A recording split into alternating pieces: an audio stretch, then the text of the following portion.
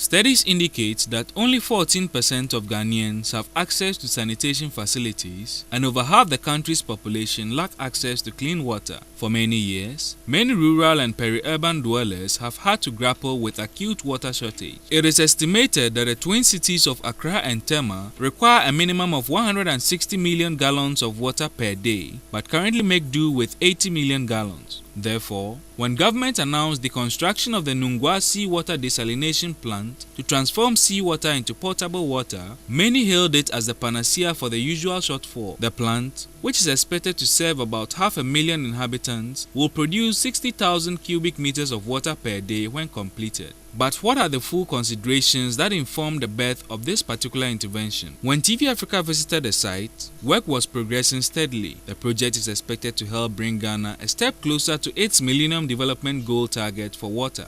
The country is only one of 4 in sub-Saharan Africa on track to meet the goal, but significant investment is required over the next 10 years to help Ghana meet the rising demand for water, according to the World Bank. Construction of the Nungua seawater desalination plant by Spanish contractor Abengoa is expected to add to the current production capacity at Teshi and Nungua, and in the process create some 400 jobs. But how safe is water from the sea? Emmanuel Kweno is the project coordinator. It will not be different like the one that we are using.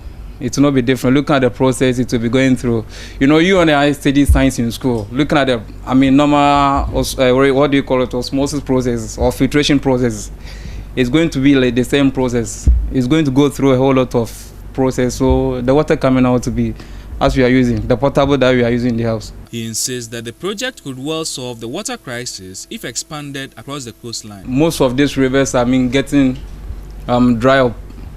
And you can see the sea is almost there, so you can depend on the sea much better than the river.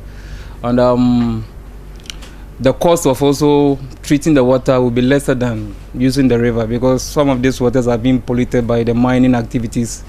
But when you go to the sea, if you desalate the water, the amount in is lesser than using the river water. Even though the project is the first in Ghana, the safety officer on site, Samuel Hajo, assured the news team that workers adhere to the highest safety standards in the construction of the project. We are working under incident and injury-free process. Incident and injury-free process, that's IIF. So everybody must obey the rules to avoid the accident, incident, or any near miss that will occur. That's why we are here. We are working under IIF. The construction of the project is not without its price. Government had to literally bend over backwards to secure the $125 million loan to kickstart the project. And already, there are talks of replicating the project in the Sekondi Takoradi metropolis. Well, we are here at the seawater desalination plant, the construction site here at Nungua. And you can see behind me here is the sea. And workers are busily working around the clock to ensure that the plant is ready. The plant is expected to be completed in 2 years' time. And the main purpose is to desalinate the seawater, that is, extract salt to ensure that it is potable for drinking purposes for the good people of Nungua. And the plant is expected to produce some 60 million gallons of water for drinking. And at this stage, we can only hope that government expands this project in order to be able to cater for the perennial shortfall of water we encounter. For TV Africa News, this has been Owusu-Ansah reporting.